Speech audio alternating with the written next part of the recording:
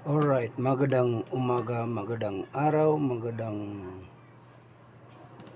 panibagong vlog sa ating YouTube. Maraming salamat sa ating taga-subaybay sa ating vlog, mga followers, viewers, no? Shout out sa ating mga listeners sa ating YouTube. Shout out sa ating mga taga-subaybay na walang sawa sa ilang pagpanood sa ating YouTube, no?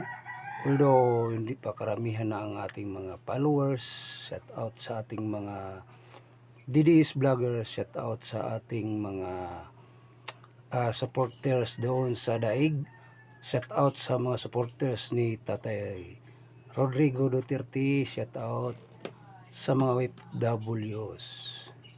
So ang pag-usapan natin tungkol sa mga scam, pera sa plug control. So sabi na ni Pylon na pwede naman mangnakaw. Hindi malita-malita. Isod lang sa bulsa. Idaanan lang natin sa tawa mga kababayan. So, tuloy.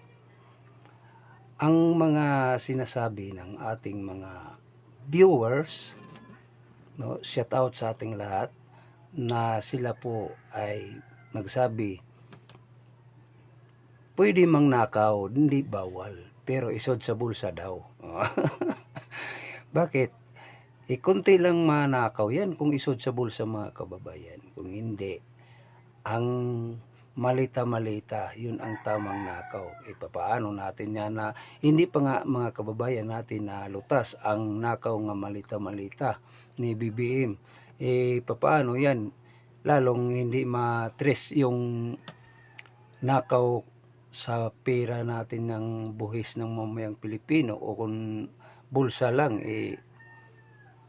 anong masasabi sa mga mamayang Pilipino kung hindi sasabihin, ano yan? Panyo, labakara. So, daan lang natin ito mga kababayan sa joke-joke.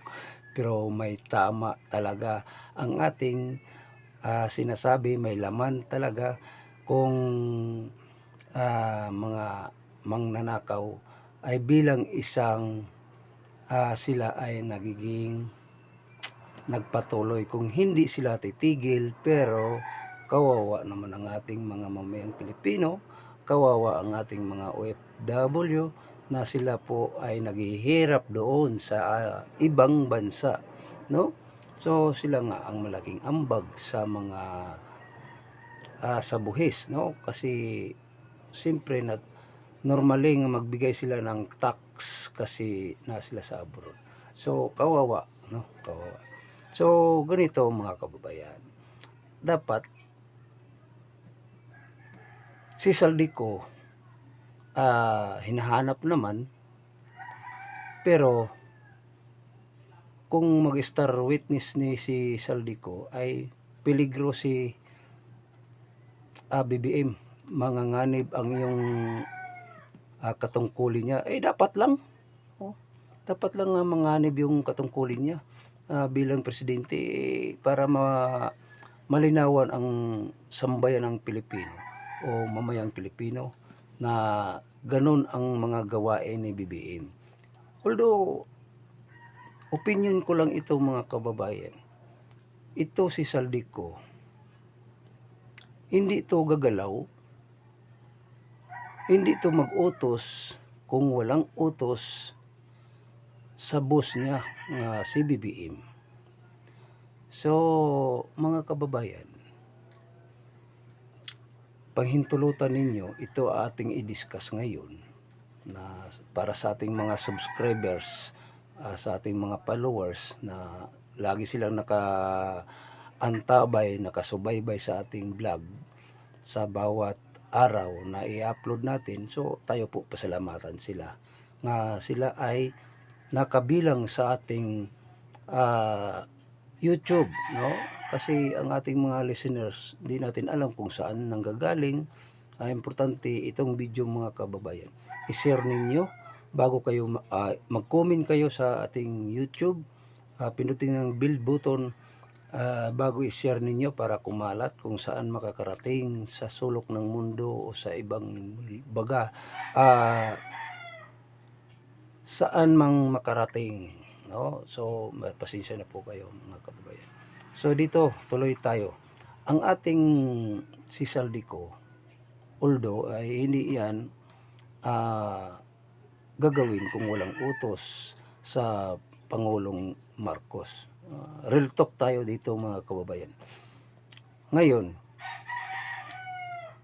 ang dalawang unang-una, si Marcos may nag-utos. Pangalawa, ang nagda sa plano, ito si Romualdez.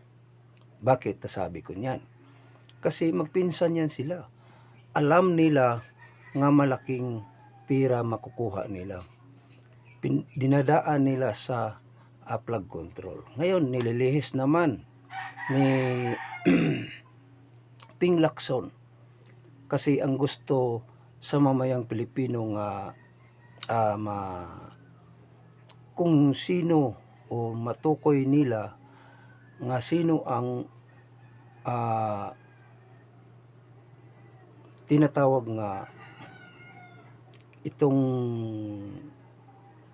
tinatawag nga kuan ba yung sinasabi nga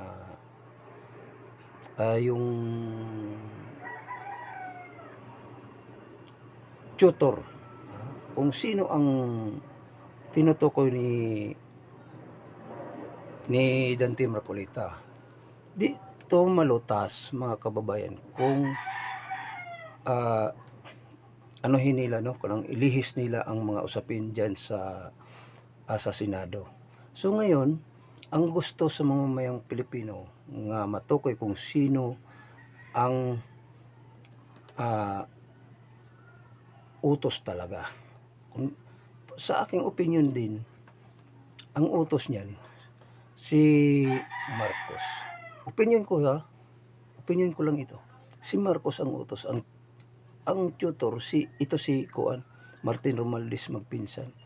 Siya ang utak. Siyempre, maraming makukuha nila, makulimbat ng pera, no?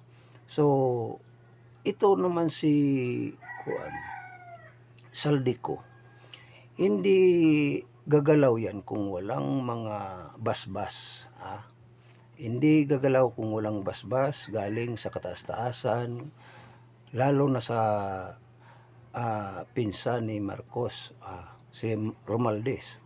So ngayon, dandahan na sila nabubuko o nabuking, no? Kasi sabi hinahanap na si Saldico. Natunto na ang tinirahan ni Saldico. Ngayon, kung mag-star witness si Saldico, talaga malutas itong problema sa ating bansa. Kung sino ang talagang utak sa pangnakaw sa pera. Wala nang iba kundi si BBM. Ito si Martin Romualdez, mga kababayan. Halos na lang sila nagbangayan nga sila. Ito rin si Lacson. Magaling ito nga investigador. Ang kaso lang kasi nililihis nila dalawa. Ito si Big Soto, si Soto.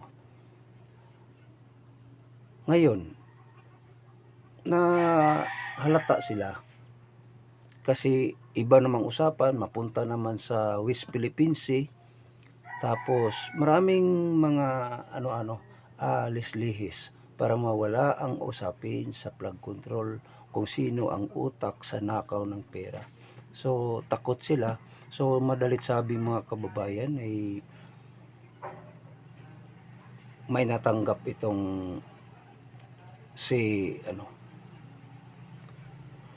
itong senador si Lacson. Ito opinion ko lang. May natanggap yan. Pati ito si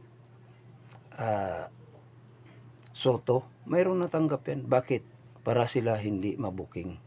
So kahapon walang ibang pinanood kung hindi yung ano nila sa Senado. Kaso nag-oo na pumayag na tawag nito, si Lacson. Ang hindi pumayag ito si Soto. Yan ang problema diyan, no? So si Dante Marcolita, tama ang ginagawa ni Dante Marcolita. Sir Dante Marcolita, iboto ka namin sa pagka-Vice President. Tama ang ginagawa mo. Maraming tagahanga sa inyo. Shout out sa inyong family. Sa yung bilang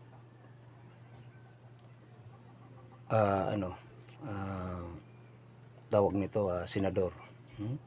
Ngayon, tuloy tayo. Naguguluhan ang mamayang Pilipino. Although hindi na malulutas siguro ito sa palagay nyo. Mag-comment kayo dito sa ating YouTube channel. Kayo na ang bahala sa paghusga. Kayo ang maghusgang mamayang Pilipino. So tuloy. Itong mga kababayan,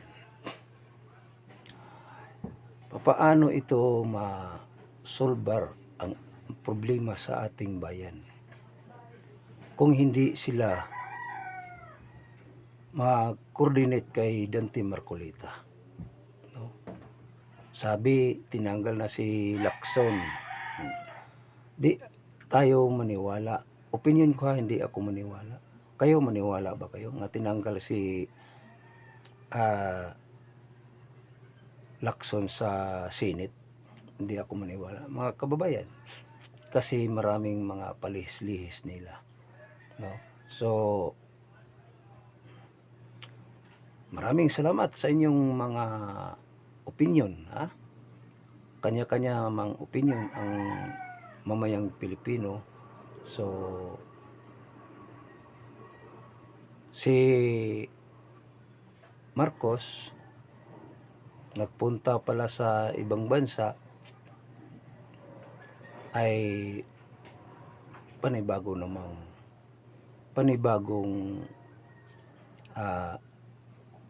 pera namang nakaw, no? So ngayon sinalubong siya sa mga rallyista, mga Pilipino, mga DDS vloggers, no? So nagpakapala na lang si Marcos sa mukha, no? So wala nang iharap si Marcos sa mamayang Pilipino nga nandoon sa ibang bansa nga nagbigay ng komento si Marcos. Pero napansin nga tumulo yung sipon ni Marcos, no? Pagka wala namang hiya ito si Marcos, no? So ito, hindi ko ito opinion kung hindi nakita natin sa mga nagtrending itong ginagawa ni Marcos. So tuloy tayo, mga kababayan. Ito ang sasabihin ko sa inyo.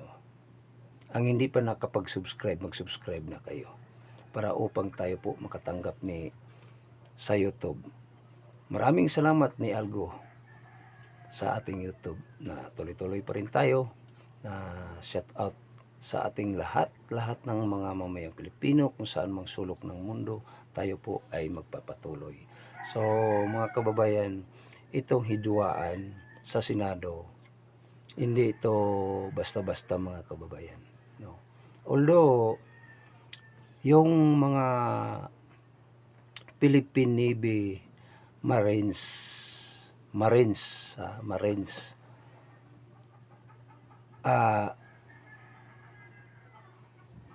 na sila, gusto silang magsalita pero pinigilan sila kasi may kaso daw ang mga Philippine Marines natin na may kasong murder. Kung mayroong kasong murder, dapat nakulong na. So yun ang panghinala sa mga ating mga kababayang Pilipino nga hindi pwede na hindi pwede nga tapinan.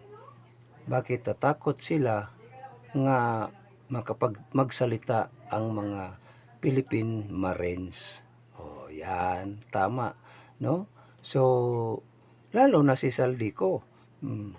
Kung pero hindi magpunta dito si Saldico. Bakit? Nanganganib ang buhay ni Saldico, no? So, talaga namang sa opinion ko, kumakanta na si Saldico nga eh. Pero sa huli, mamroblema sila si BBM kay Saldico. Talaga sila ang ituro ni Saldico. Opinion ko lang ito muli. So, mga kababayan, hindi tayo magpaligoy-ligoy pa. Dapat i-ano na nila ni Lacson, no? Tapinan pa nila eh. Lihis nila, no? Halos na nga nagbulong-bulungan pa sila si Lacson og si ito si Soto, no? May bulong-bulungan. So halatang-halata na sila nga may anomalya nga ginagawa. So maraming salamat. God bless. Magandang umaga sa ating lahat mga mamayang Pilipino. So ang taga-subaybay sa atin, shout out sa lahat nating mga followers, viewers. So hanggang dito lang tayo. Maraming salamat. God bless. Mabuhay Pilipinas.